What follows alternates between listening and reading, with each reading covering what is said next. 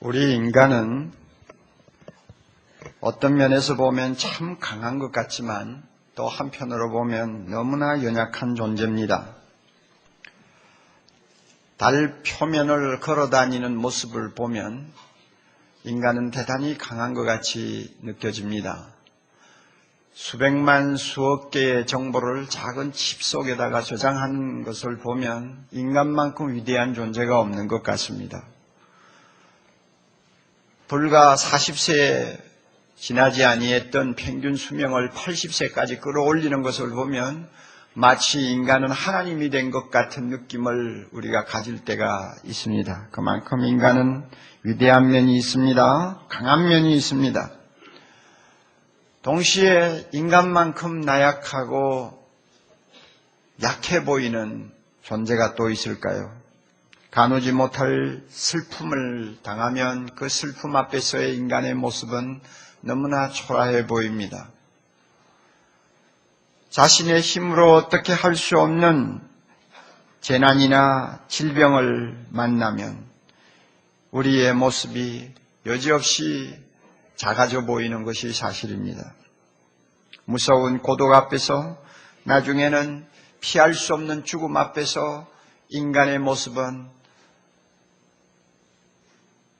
우리가 생각했던 것만큼 위대하지 못하다는 것, 우리가 자주 경험하는 사실입니다. 오죽하면 인간을 가리켜서 하나님이 지렁이라고 했을까요? 14절 우리가 보면 지렁이 같은 너 야곱아 하는 말씀이 나오죠. 지렁이가 뭔지 우리 너무 잘 알잖아요.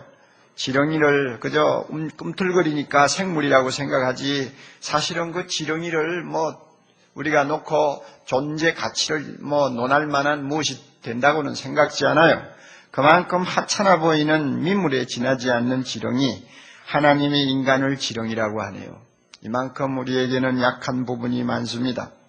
새해 첫날 동쪽 바다에서 떠오르는 태양을 향해 두 손을 모으고 자신의 소원을 빈 사람들이 울산 근방에 있는 어느 해수욕장에만 해도 10만 명이 넘었다고 합니다. 강한 것 같으면서 떠오르는 태양 앞에 두 손을 모으고 자기 소원을 빌어야 마음의 평안을 얻을 수 있는 현대인의 나약한 모습, 우리가 이것을 새해 벽두에 보게 됩니다. 지렁이같이 작고 약한 우리가 미지의 한 해를 하나님으로부터 선물로 받았습니다. 이제 싫던 좋던 원하든 원하지 않던 이 한 해를 우리는 걸어가야 합니다. 어떤 일이 일어날지 모릅니다. 좋은 일도 많을 것입니다. 동시에 좋지 않는 일들도 있을 것입니다. 우리 모두의 소원이 이루어지는 시간도 있을 것입니다. 동시에 처참하게 좌절을 당할 시간도 있을 것입니다. 어떤 내일이 기다릴지 잘 모르지만 우리는 이 길을 가야 합니다. 하나님이 가라고 우리에게 명령하셨어요. 이 한 해를 앞에 놓고 지렁이 같은 작고 보잘것없는 나 자신을 돌아봅니다. 과연 잘 걸어갈 수 있을까? 한 해를 바로 살 수 있을까? 승리할 수 있을까? 이런 생각을 주고받을 때 마음속에 떠오르는 하나님의 말씀이 각자마다 있을 것입니다. 여러분은 어떤 말씀을 주로 많이 기억하고 그 말씀을 펴서 봅니까? 저는 이사야 41장 10절을 이런 경우에는 자주 생각합니다. 그리고 자주 마음에 담고 묵상을 합니다. 두려워 말라 내가 너와 함께 함이니라. 놀라지 말라 나는 네 하나님이 됨이니라. 내가 너를 굳세게 하리라. 참으로 너를 도와주리라. 참으로 나의 의로운 오른손으로 너를 붙들리라. 이 말씀을 펴놓고 읽으며 마음에 묵상하면 비록 미지의 한 해가 내 앞에 기다리는 불안이 있어도 두려움이 있어도 새 힘을 얻는 것입니다. 용기를 얻는 것입니다.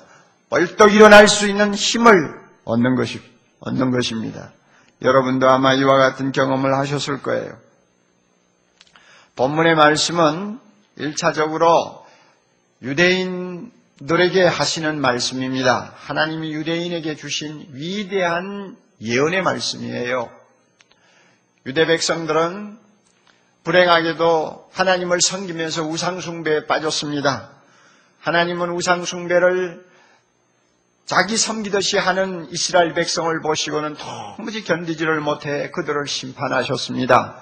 그리고 결국 바벨론에 정복되어 그 나라는 황무지가 되고 백성들은 바벨론 포로로 끌려가서 70년 동안 피눈물 나는 고생을 하게 만들으셨습니다. 그런데 이사야가 이 예언을 지금 이 말씀을 할 때는 이 사건이 일어나지를 않았어요. 이 사건이 일어나기 100년 가까이 이전입니다. 그러므로 예언이죠. 아직 눈앞에 벌어진 사건이 아니에요. 100년, 150년 후에 일어날 일이에요. 그런데 하나님께서 이사야의 입을 통해서 이스라엘 백성이 어떤 형편에 처할 것인가를 미리 이야기합니다. 바벨론의 포로가 된다는 것입니다. 포로 생활을 한다는 것입니다. 그렇지만 나중에 70년의 포로 생활을 마치게 되면 고레스라고 하는 위대한 왕이 일어나서 이스라엘을 포로로 잡아오고 예루살렘 성을 파괴한 바벨론 왕을 징벌하고 정복하고 페르시아 나라를 건설해서 이스라엘 백성들을 다시 고국으로 돌려보낸다고 예언을 합니다. 여러분 잠깐 뒷면으로 넘어가 보실까요? 이사야 44장 28절 한번 보세요.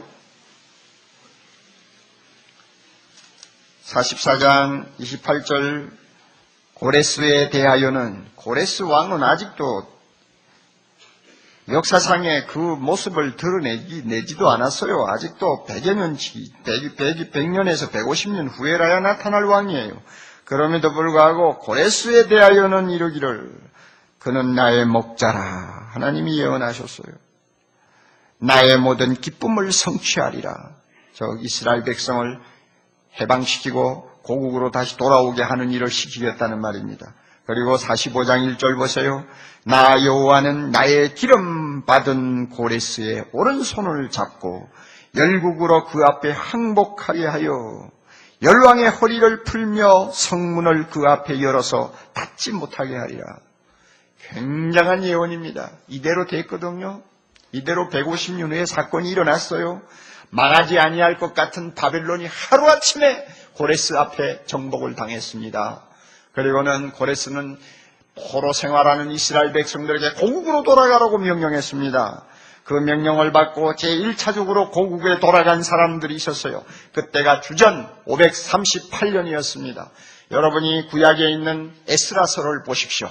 느헤미야를 보십시오. 그 내용들은 전부 다 주전 538년경에 포로 생활하던 이스라엘 백성들이 고레스의 특명을 받아 고국으로 돌아와서 성전을 건축하고 이스라엘 예루살렘에 무너진 성을 개축하는 기가 막힌 사건들이 기록되어 있습니다.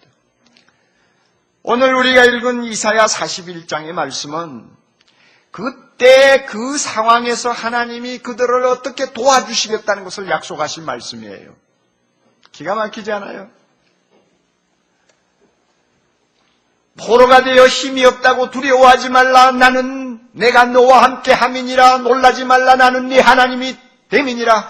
내가 너를 굳세게 하리라. 내가 참으로 너를 도와주리라. 나의 의로운 오른손으로 너를 붙들리라. 그러므로 너희들은 조금도 움츠러들지 말고 나의 도움을 받고 고국으로 돌아오는 거룩한 백성이 되라는 이야기예요. 얼마나 기가 막힌 말씀이에요. 이 말씀대로 그대로 예언이 성취됐어요.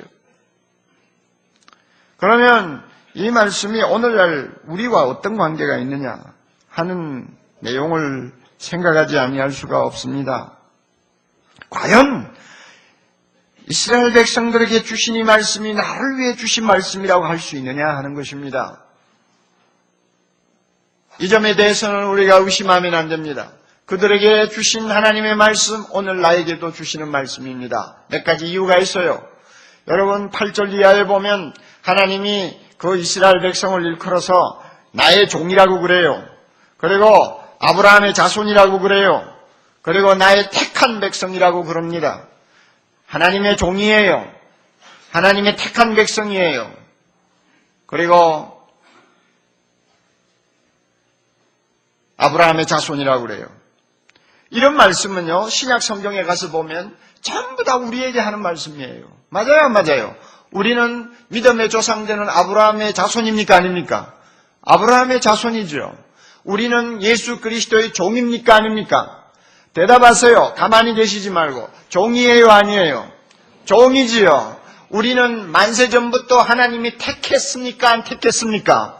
우리는 택함을 받은 하나님의 백성입니다. 똑같아요. 그러니까 이스라엘 백성이 하신 말씀 바로 나에게 하시는 말씀이에요. 뿐만 아니라 이스라엘 백성들은 바벨론에서 포로 생활을 하게 되어 있죠. 바벨론은 이 세상을 상징하는 도성입니다. 그래서 요한계시록에 보면 하나님이 세상을 심판하실 때 바벨론을 심판하신다고 하셨고 세상이 멸망할 때 바벨론이 함락되었다고 말합니다. 그러므로 우리도 바벨론과 같은 세상에서 정말로 어떤 면에서는 노예 생활하는 것이에요. 얼마나 어려운 일을 많이 당하면서 하루하루를 삽니까? 그러므로 바벨론 포로 생활하는 이스라엘 백성에게 주신 이 희망의 말씀은 오늘 이 세상 바벨론에 살고 있는 우리에게 주시는 말씀 그대로란 말이에요. 그리고 이 말씀을 우리 하나님께서 나에게 주신 말씀으로 받는 이유가 또 있어요. 예수님이 세상에 오셔서 우리에게 하나님이 우리와 함께 계심을 증거해 보이시고 마지막으로 이 세상 떠나시면서 주신 위대한 약속이 있습니다. 볼지어다 내가 세상 끝날까지 항상 너희와 함께 있으리라. 항상 너희와 함께 있으리라. 이 약속을 주님이 주고 가셨는데 이 약속과 이사야가 이스라엘 백성에게 하신 이 약속이 뭐가 다릅니까? 두려워 말라 내가 너와 함께 함이니라는 말씀하고 볼지어다 내가 항상 이 세상 끝날까지 너희와 함께 있으마 하는 약속하고 뭐가 달라요? 똑같아요. 그러므로 이 말씀은 바로 우리 모두를 위한 말씀이라는 것을 그대로 받으시기를 바랍니다. 그럴 때 이 말씀이 오늘 우리 모두에게 은혜가 됩니다.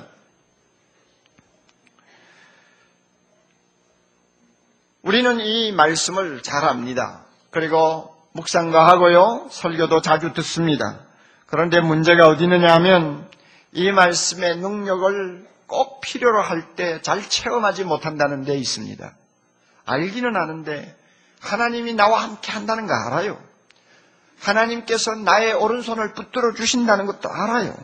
그럼에도 진짜 하나님의 강하신 팔이 나를 붙들어 주셔야 될 순간에는 이 말씀이 나에게 실제로 능력을 나타내는 경우를 자주 보지 못한다는 말입니다. 여러분 얼마나 굉장한 사건이에요. 하늘과 땅의 모든 것을 다 소유하고 계시는 강하신 하나님이 나를 꽉 붙들어 주시겠다고 약속하는데 이거 얼마나 큰 사건이에요. 하나님이 나와 함께 하시겠다고 말씀하시는데 하나님이 나와 함께 하시면 누가 나를 데려갈 수 있습니까? 누가 나를 꺾을 수 있습니까? 누가 나를 여러분 약하게 만들 수 있습니까? 얼마나 대단한 사건이에요. 그런데도 이 사건이 실제로 나에게 일어나는 일이 그렇게 많지를 않다는 거예요. 그리고 내가 원하는 것만큼 하나님의 이 놀라운 은혜를 체험하지 못하고 있다는 것입니다. 이것이 오늘 우리 모두의 문제가 아닌가 생각을 합니다. 이런 문제를 좀 생각해보고 우리가 어떻게 하면 이런 모순을 극복할 수 있는지 우리 함께 좀 성령의 인도함을 받으면서 자신을 돌아보는 시간이 되었으면 좋겠습니다. 몇 가지로 한번 생각해 봅시다. 첫째로요. 왜 하나님의 이와 같은 약속의 능력을 잘 체험하지 못할까? 첫째로는요. 우리가 하나님의 신실하심을 잘 모르고 실수할 때가 많아요. 이런 점을 한번 반성할 수 있기를 바랍니다. 하나님은 신실하십니다. 할렐루야. 그는 절대 거짓말하시지 않습니다. 하나님이 신실하시다는 것을 설교자가 변호할 수가 없어요. 변호할 필요가 없어요. 설교자가 하나님이 신실하다는 것을 잘 변호한다고 해서 하나님이 갑자기 신실해지는 것도 아니고 설교자가 변호하지 못한다고 해서 하나님이 금방 거짓말쟁이가 되는 것도 아닙니다. 설교자는 하나님의 신실을 변호할 수가 없을 뿐 아니라 하나님 자신도 자기의 신실함을 위해서 설교자를 필요로 하지 않습니다. 하나님은 항상 신실하십니다. 변함이 없이 신실하십니다. 그러므로 거짓말하시지 않습니다. 그가 한번 말씀하시면 그 말씀은 반드시 성취되고 맙니다. 사무엘상 15장 29절 말씀입니다. 이스라엘의 지존자 하나님은 거짓이나 변개함이 없으시니 그는 사람이 아니시므로 결코 변개치 아니하심이니이다. 하나님은 사람이 아닙니다. 거짓말하지 않습니다. 절대 마음이 이랬다 저랬다 하시는 분이 아니에요. 그러므로 그가 말씀하셨으면 그것은 바로 진리입니다. 데살로니가전서 5장 24절 너희를 부르시는 이는 미쁘시니 그가 또한 이루시리라. 미쁘시다는 말이 무슨 뜻이에요?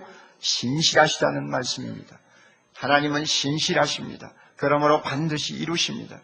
우리가 이 사실을 어떤 때는 잘 모르든지 깜빡할 때가 많이 있어요. 하나님이 얼마나 신실하신가를 아브라함을 보면 우리는 금방 알지 않습니까? 하나님이 아브라함을 불러가지고 너 고향 떠나라. 내가 내 말대로 고향 떠나서 내가 지시하는 땅으로 가면 내가 너에게 복을 주겠다. 너의 후손이 하늘의 별과 같이 많아지도록 하겠다. 그리고 너희는 온 세상 민족이 복을 받는 복의 근원이 되게 하겠다. 약속했어요. 아브라함이 그 말씀을 믿고 하나님을 따라갔습니다. 그런데 그가 하나님을 따라갈 때 75세였어요. 75세에 하나님 따라갔는데 여러분 놀라지 마세요. 25년 동안 자식 하나 주지 않았어요. 혈육 한 점 주지 않았어요. 내 후손이 하늘의 별과 같이 많겠다고 약속을 해놓고도 25년 동안 100살이 될 때까지 혈육 하나 주지 않았어요. 그런 하나님을 누가 믿어요? 그런 하나님이 신실하다고 우리가 말할 수 있겠어요? 그러나 놀라운 일, 하나님은 신실합니다. 아브라함의 몸이 자식을 낳을 수 없을 만큼 늙었고 그의 아내 사라가 90이 되어가지고 생산할 가능성이 전혀 없는 죽은 몸과 같이 되었음에도 불구하고 하나님은 자신의 약속을 기억하셨습니다. 아브라함에게 내가 이런 약속을 했지. 반드시 지켜야지. 그 몸이 다 죽은 것처럼 되었지만 내가 지켜야 돼. 그래가지고 100살의 이삭이라는 옥동자를 주시지 않았어요.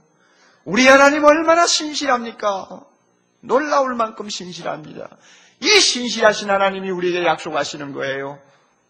두려워 말라 내가 너와 함께 함이니라. 놀라지 말라 나는 네 하나님이 됨이니라. 약속하는 것입니다. 그러므로 하나님의 신실하심을 우리가 망각하면 안 돼요.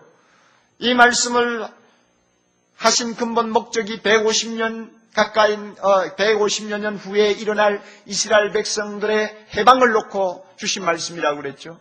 얼마나 신실합니까? 여러분이 역사를 조금이라도 공부하시면 이 말씀대로 이스라엘 백성들이 해방되어 자기 고향으로 돌아와서 어떤 일을 했는가를 환하게 다 읽을 수 있어요. 성경에만 나오는 사건이 아니에요. 주전 538년 연도까지 분명해요. 하나님이 고레스라는 왕을 들어 세웠어요. 고레스라는 왕이 역사상 있는지 없는지 역사책을 한번 뒤져보세요. 아수르를 일으킨 바벨론을 멸망시킨 그 황제가 누군가 여러분이 금방 알 수 있어요. 하나님이 얼마나 신실합니까? 이사야를 통해서 예언한 그 말씀이 그대로 성취됐단 말이에요. 하나님은 한번 약속하시면 거짓말하지 않습니다. 우리는 이 사실을 기억합시다. 이 말씀 볼 때마다 기억합시다. 하나님의 신실하셔.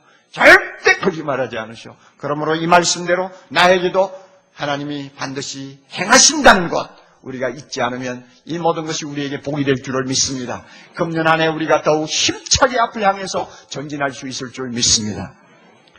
두 번째로 우리가 생각해 보아야 할 것이 있습니다. 우리의 믿음에 문제가 있지 않나 하는 것을 한번 살펴봅시다. 왜 우리와 함께 하시겠다고 하는 하나님의 그 말씀이 나에게 능력 있는 사건으로 체험이 되지 못할까? 이것은 우리의 믿음의 문제가 없잖아 있을지 모르겠다 하는 이야기입니다. 하나님은 이 말씀을 단순히 하시지 않는 것 같습니다. 10절 보면 나는 5번이나 반복하면서 자기를 걸고 막 약속을 하셨어요. 두려워 말라 내가 너와 함께 함이니라. 놀라지 말라 나는 내 하나님이 됨이니라. 내가 너를 굳게 하리라. 참으로 내가 너를 도와주리라. 참으로 내가 나의 의로운 오른손으로 너를 붙들리라. 우리 성경에는 내가라는 말이 2번 빠졌습니다만 원문상으로는 내가 두고 반복하면서 주님이 약속하신 말씀이에요. 그러므로 하나님의 약속에 대해서는 의심할 필요가 전혀 없는 것입니다. 문제는 이 말씀을 받는 우리의 믿음이에요. 어린아이처럼 믿어야 되는데 우리가 가끔 그러지를 못할 때가 많이 있다는 것입니다. 어린아이처럼 믿어야 돼요. 그래야만이 역사가 일어납니다. 할렐루야! 그래야만이 능력이 나타납니다. 그런데 가끔 가다가 보면 문제가 일어나요. 하나님의 약속에 대해서 믿음이 얼마나 중요한가. 이것은 갈릴리 바다를 건너가다 풍랑 만난 제자들을 보면 잘 알죠. 제자들은 가룟 유다를 빼놓고는 모두가 예수님이 하나님이라고 믿었습니다. 하나님의 아들이요 구원자라고 믿었습니다. 그러므로 그들이 배를 탔을 때는 아마 조금 더 걱정 안 했을 거예요. 하나님이 이 배에 타고 계시는데 무슨 풍랑이야, 풍랑은. 그렇죠. 하나님이 이 배에 계시는 이상 갈릴리 바다를 다 건너갈 때까지 항로는 평탄하고 순풍에 또 딴 뜻이 그들은 평안히 갈 줄 알았겠죠. 그러나 막상 풍랑이 일어나서 엄청난 시련을 당하게 되었습니다. 물을 아무리 퍼내도 들어오는 물이 더 많아. 그러니까 점점 배가 가라앉아요. 여러분, 이럴 때는 예수님이 하나님이라는 믿음을 깡그리 잃어버렸어요. 주님이 옆에서 주무시고 계시지만은 그분이 하나님이라는 생각 도무지 들지 않았어요. 모든 믿음의 뿌리가 흔들려 버렸어요. 그래가지고 물을 퍼내다 감당을 못하니까 나중에는 예수님을 깨우면서 우리가 죽게 되었다고 아우성을 쳤습니다. 그럴 때 예수님이 깨어나셔서 뭐라고 말씀하셨어요? 왜 무서워하느냐? 그 다음에 중요한 말씀. 무엇이 적은 자들아? 믿음이 적은 자들아. 문제는 믿음에 있었어요. 아무리 물이 배에 차고 넘쳐도 하나님이 이 배에 계신다. 하나님이 나와 함께 하신다. 하나님이 나를 붙들고 계신다 하는 믿음이 분명했더라면 그들이 그렇게 법석을 떨지를 않았을 거예요. 그러나 믿음이 흔들리고 믿음이 작아지니까 그 말씀이 자기에게 능력이 되지 않은 것입니다. 하나님 예수님 배에 계시는 주님이 능력이 되지 아니한 거예요. 비슷한 상황이 우리에게 얼마든지 있습니다.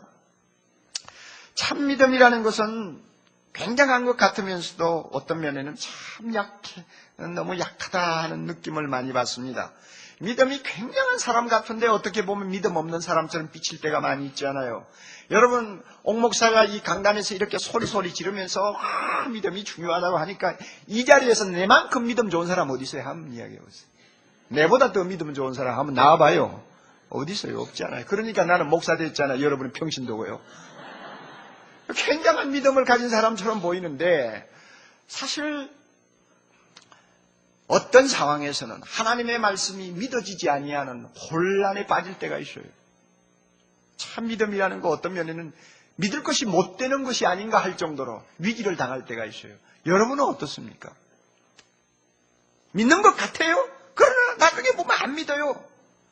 잘 믿는 것 같이 느껴지는데 더 깊은 내면을 보면 너무나 안 믿고 있다는 것을 발견할 때가 많아요. 못 믿고 있을 때가 많아요. 이게 우리의 믿음의 실체인 것 같아요.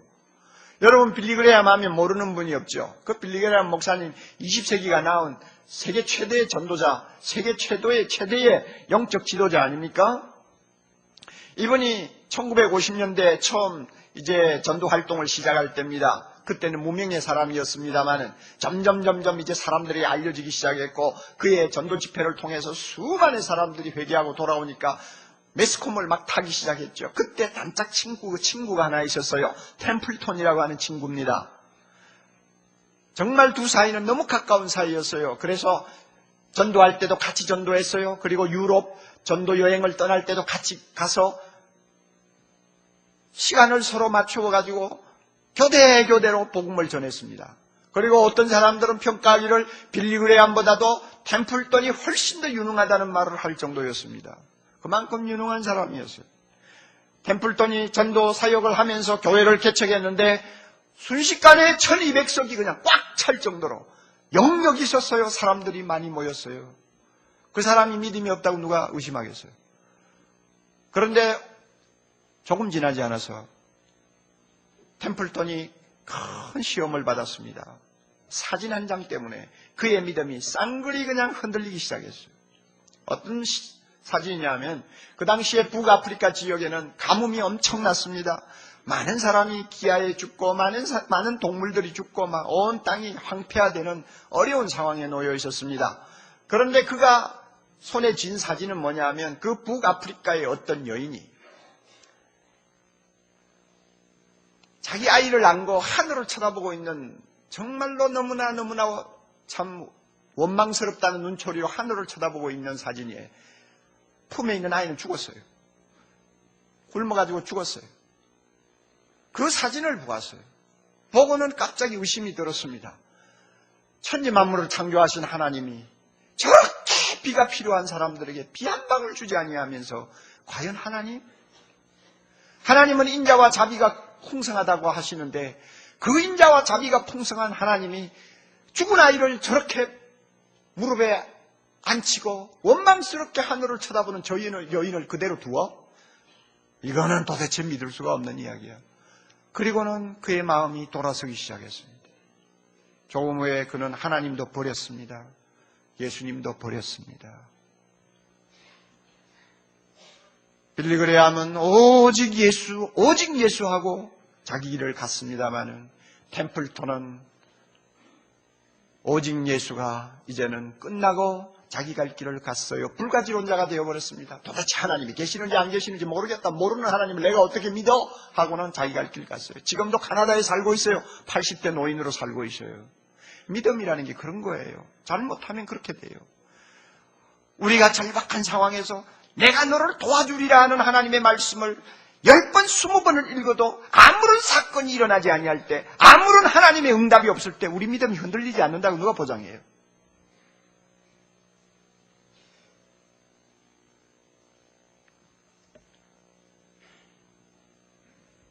그럴 때 중요한 것은 믿는 것입니다. 어떤 상황에서도 흔들리지 않고 믿는 것입니다. 이것이 하나님의 말씀이 기적을 일으키게 하는 원동력이 됩니다. 믿어야 됩니다. 어떤 상황에서도 믿어야 됩니다. 믿지 아니하면 안 됩니다. 여러분 요셉을 잘 아시죠? 요셉의 그 생애를 말씀을 통해서 보면은 여러 가지 참 재미있는 일들을 발견하게 되는데요. 요셉이 한참 아버지 사랑을 받고 있던 10대 소년 때에는 하나님이 요셉과 함께 하시니라 하는 말씀이 하나도 기록된 일이 없어요. 그리고 요셉이 나중에 애굽 총리가 되어가지고 영화와 권세를 한 몸에 누리고 살 때는 하나님이 요셉과 함께 하시니라 하는 말씀이 한마디도 기록된 일이 없어요. 그런데 창세기 39장에 보면 언제 한꺼번에 하나님이 요셉과 함께 하시니라 하는 말씀이 4번이나 연거푸 나오느냐 하면은 요셉이 노예로 팔려왔을 때, 그리고 요셉이 감옥으로 끌려갈 때 그 말씀이 기록되어 있어요. 여러분, 형제에게 팔려서 지금 노예로 끌려온 신세에 무슨 하나님이 함께 계십니까? 말이나 돼요? 노예로 끌려온 마당에 하나님이 함께 계셔? 그게 무슨 말이 돼요? 그런데 성경에 보면 그 말씀이 딱 기록되어 있다고요. 또 아무 힘이 없는 노예로서 주인 부인의 요구를 들어주지 않는다고 해가지고 결국은 누명을 뒤집어 쓰고 감옥에 들어가는 마당에 하나님이 요셉과 함께 하시니라. 여러분 말이 돼요? 억울한 일을 만나서 감옥으로 들어가는 신세에 무슨 하나님이 함께 계셔요? 그런데 놀랍게도 4번이나 반복해서 요셉에게 하나님이 함께 계신다는 말씀이 도장 찍어놓듯이 찍어놨어요. 이건 뭘 의미하는지 알아요? 히브리서 11장 보면 요셉은 위대한 믿음의 조상으로 나와 있습니다. 요셉은 평소에 평안할 때 그는 하나님을 믿었어요. 하나님을 믿었어요. 그랬기 때문에 노예로 끌려가는 어려운 상황에서도 하나님이 함께 하신다는 사실이 그것은 부인할 수 없는 사건이었어요. 그는 평소에 평안할 때 하나님을 적극적으로 믿었어요. 그러므로 역경을 만났을 때도 하나님과 함께하는 은혜를 그는 누리고 살 수 있었습니다. 낮에도 하나님을 믿었어요. 그러므로 밤에도 하나님을 믿을 수 있었습니다. 순풍에 꽃단 듯이 형통한 나날을 살 때도 그는 하나님을 믿었어요. 그렇기 때문에 억울한 일을 만나 감옥에 들어갈 때도 하나님은 그와 함께 하심을 믿었습니다. 그러므로 요셉의 믿음을 보고 하나님이 함께 하시다는 말을 그렇게 4번이나 반복해서 써놓은 것입니다. 그랬더니 과연 하나님이 함께 하시는 능력이 나타나지 않았습니까? 노예로 팔려간 집안에서 은총을 얻어가지고 가장 높은 사람이 되었고, 나중에 감옥에 들어갔을 때도 감옥에서 사람들로부터 좋은 인상을 받아가지고 참 여러 가지 일들이 잘 풀리는 것을 보지 않았습니까? 나중에는 보세요. 감옥이 변하여 궁궐이 되는 하나님의 축복과 기적을 체험했습니다. 이거는 중요한 건 믿어야 돼요. 어떤 형편에서든지 믿어야 됩니다. 믿어야 돼요. 우리의 믿음에 이상이 없는지 잘 살펴보세요. 좋을 때는 하나님이 함께 하신다고 늘 믿다가 어려운 일을 당하면 그 믿음이 그저 뿌리채 흔들리는 어려움이 없는지 한번 살펴보세요. 그러면 안 돼요. 평안할 때 믿어야 돼요. 어려울 때도 믿어야 돼요. 낮에도 믿어야 돼요. 밤에도 믿어야 돼요. 그래서 어떤 형편에서든지 우리가 믿으면 두려워 말라 내가 너와 함께 함이니라 하는 하나님의 말씀이 나에게 기적으로 다가오고 능력으로 체험되는 줄을 믿습니다. 이와 같은 은혜가 여러분에게 있기를 바랍니다. 또 하나 생각합시다. 왜 이 말씀이 나에게 능력으로 다가오지 못할까? 함께 하심에 연습이 좀 부족하지 않나 우리 좀 살펴보았으면 좋겠습니다. 동행의 훈련이 필요하지 않나 하는 것입니다. 임재의 훈련이 필요하지 않나. 좀 더 다른 말로 말하면 교제의 훈련이 필요하지 않나. 우리 한번 살펴보았으면 좋겠어요. 하나님이 함께 하시겠다고 하는 말씀은 우리와 동행하신다는 의미입니다. 우리에게 임재해 계신다는 말씀입니다. 하나님과 내가 같이 짝이 되어서 동행하려면 교제가 돼야 되잖아요. 서로가 얼굴과 얼굴을 맞대어 서로 눈과 눈을 마주치면서 대화를 하고 서로의 감정을 나누어야 그게 뭐가 동행이 될 거 아니에요. 다시 말하면 인격적인 교제를 나눌 때에 그게 진실한 동행이 되죠. 한 사람은 떠드는데 한 사람은 입도 열지 않고 있다면 그건 벌써 사이가 서먹서먹해집니다. 동행할래야 할 수가 없어요. 하나님의 파트너십으로 우리가 제구실을 바로 할 때에 하나님이 함께 하신다는 그 말씀이 나에게 능력 있는 사건으로 다가오고 체험되는 것입니다. 그런데 이 동행하는 연습은 평소에 잘해두어야 돼요. 여러분, 동행하는 연습을 한다는 말이 무슨 뜻이에요? 성경에 있는 말씀 그대로 무시로 성령 안에서 기도하고 기도를 꾸준히 하는 거예요. 하나님 안 보이잖아요. 안 보이는 하나님과 동행한다는 말은 그 쉬운 말이 아니에요. 눈으로 확인할 수 있는 사람하고 손잡고 동행한다면 누구나 다 쉽게 말할 수 있지만 보이지 않는 하나님과 동행한다. 그 말이 쉬운 말이 아니에요. 우리는 그저 버릇처럼 말을 많이 합니다만 쉽지 않아요. 보이지 않는 하나님과 진짜 내가 동행하는 것을 체험하려고 하면 그 하나님이 나와 함께 하심을 체험하려고 하면 남다른 연습이 필요해요. 무시로 성령 안에서 쉬지 말고 기도하는 영적인 상태가 열려 있어야 돼요. 그리고 하나님의 말씀을 주야로 묵상하는 연습이 필요해요. 말씀을 묵상하면서 기도하고 기도하면서 말씀 묵상하고 이런 연습이 제대로 될 때에 이게 하나님이 나와 함께 하신다는 그 말씀이 실제로 나에게 능력으로 다가오는 것입니다. 여러분 어느 분야에서나 연습이라는 게 얼마나 중요합니까? 연습 얼마나 중요해요. 아서 루빈스타인의 여러분 말을 기억합니까? 그 천재적인 피아니스트였습니다. 그가 한 말 유명한 말이 있어요. 내가 하루 연습을 안 하면 내가 알고 내가 벌써 피아노 쳐보면 안다 그 말이에요. 내가 이틀 연습하지 아니하면 나의 비평가들이 알고 내가 사흘을 게을러서 연습 안 하면 청중들이 안다고 그랬어요. 옳은 말이에요. 그는 천재예요. 그러므로 연습 안 해도 얼마든지 칠 수 있는 사람이에요. 그러나 하루 연습 안 해? 그러면 제 양심으로 아이고 이거 연습이 부족하구나. 금방 안다 그거예요. 이틀 연습 안 해? 비평가들이 벌써 눈치챈단 말이에요. 사흘 연습 안 해? 듣는 청중들이 아무리 기교를 부리고 연주를 해도 뭔가 연주가 좀 좋지 않다 하는 것을 느낀다는 말입니다. 얼마나 대단해요. 하물며 이와 같은 예술 세계에서도 연습이 부족하면은 통하지를 않는데 보이지 않는 하나님과 동행하고 나와 함께 하신다고 약속하신 하나님으로부터 뭔가 얻어내려고 하는 사람들이 평소에 그와 함께 깊이 동행하는 연습을 제대로 안 하고 살면서 어떻게 능력을 체험할 수 있습니까? 급할 때 그냥 소방수 찾듯이 하나님 찾는 그런 사람이 어떻게 하나님의 함께 하심의 그 능력과 깊이와 오묘를 맛볼 수 있습니까? 연습이 필요해요. 여러분 어떻습니까? 예? 어떤 사람이 이런 말을 했습니다. 하나님의 임재 연습, 하나님의 동행 연습을 몇 달 또는 몇 년 동안 지속한 사람은 하나님께서 더 가까이 계심을 느끼게 됩니다. 등 뒤에서 밀어주는 하나님의 힘은 더 강하고 견고함을 느끼게 됩니다. 앞에서 당기는 힘도 더욱 강력해집니다.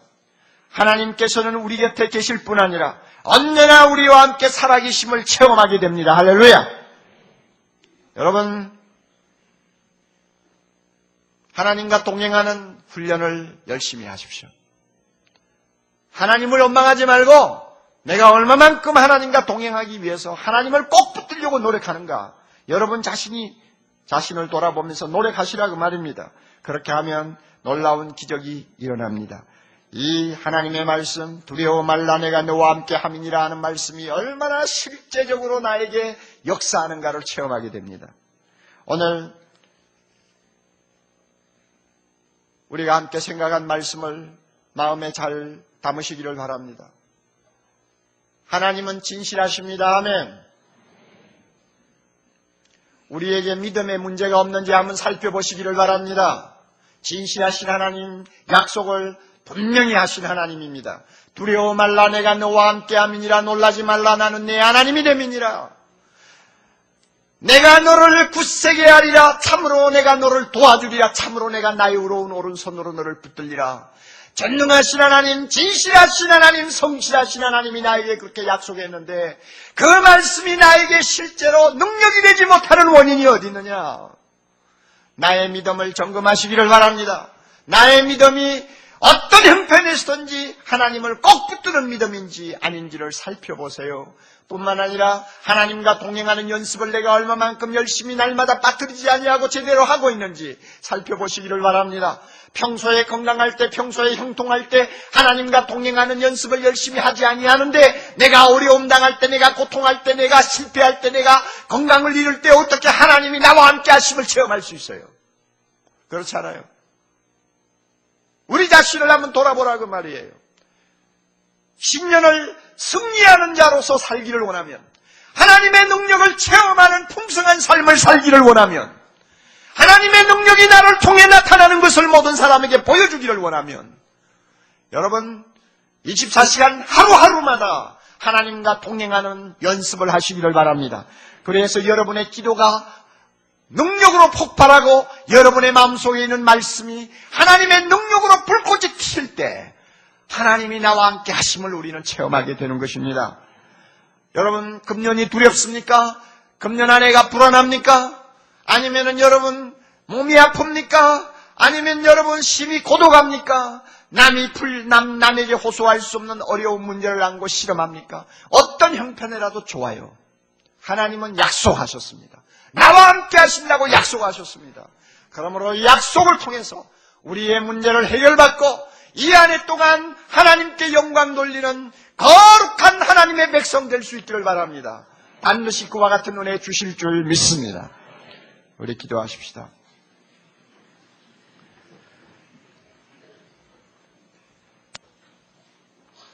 하나님 아버지, 이사야서 41장 10절을 통해서 이스라엘 백성들에게 약속하신 그 말씀, 오늘 우리에게 약속하심을 감사합니다. 오늘 우리 이 말씀 붙들기를 원합니다. 새해를 시작하면서 이 말씀 붙들고 시작하기를 원합니다. 이 말씀을 통하여 주님, 하나님이 우리와 함께 하심의 능력을 체험하기를 원합니다. 주여 어떤 형편에서든지 우리의 믿음이 흔들리지 않게 해주시기를 바랍니다. 날마다 하나님과 동행하는 연습을 통해서 하나님이 나와 함께 하심을 체험하는 거룩한 백성 되게 해주시기를 원합니다. 그리하여 금년 안에 우리의 소원을 이루어 하나님께 영광 돌리게 하시고 어떤 형편에 처하든지 승리하는 자들 되게 하시고 안 믿는 사람들에게 하나님 살아계심을 증거하는 거룩한 주의 백성들 되게 해 주시옵소서. 예수님 이름으로 기도드리옵나이다. 아멘.